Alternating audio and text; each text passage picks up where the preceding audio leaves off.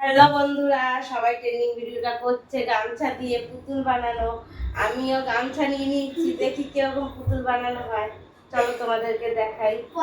জানি না কিরকম হবে, ভালো হবে না মনে হচ্ছে, তাও ট্রাই করে দেখি। চলো, কেমন হবে অন্বেষা?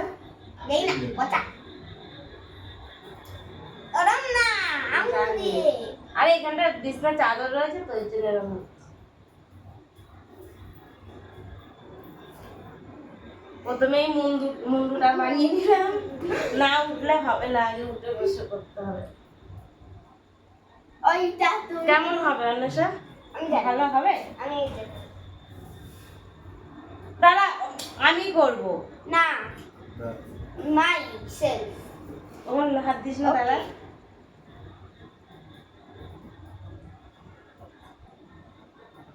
আর তোমরাও যদি না বানিয়ে থাকো তাড়াতাড়ি বানিয়ে ফেলো, কারণ ট্রেনিং ভিডিও তাড়াতাড়ি করতে হয়।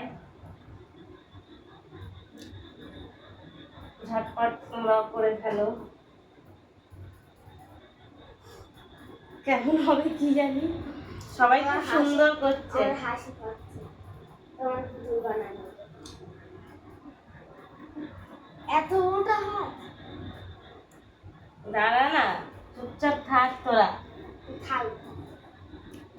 দারুণ হচ্ছে, সবাই একটু হাততালি দাও।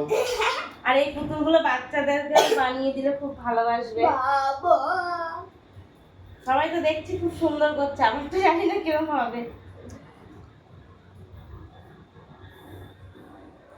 লবুভূত হয়ে যাবে, লবুভূত। সেই না লুল্লু লবুভূত ট্রেন্ডিং এ চলছে এখন। লুল্লুবুদের মতন হয়ে যাচ্ছে। হ্যাঁ, ভূতের মতন হয়ে যাচ্ছে এটা। কিন্তু পুতুল এটা একটা পুতুলই হবে। পুতুলের মতন চেহারা মনে হচ্ছে না? ওইটাই ঠিক করো। আরে একটা হাত দেবো, দাঁড়া,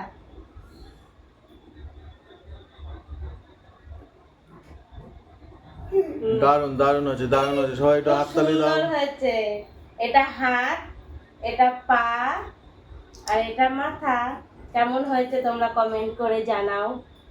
আর দারুণ ভালো হয়েছে। লাগলে তোমরাও তাড়াতাড়ি ট্রেনিং ভিডিওটা বানিয়ে ফেলো। এটা আমার পা ধরে টানিস না, দাঁড়া। এই যে খুব সুন্দর লাগছে, বাচ্চারা এগুলো ভালোবাসে। কেমন হয়েছে?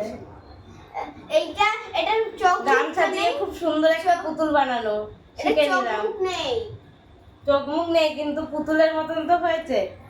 ঠিক আছে, সবাইকে টাটা। ভালো লাগলে লাইক কমেন্ট করো।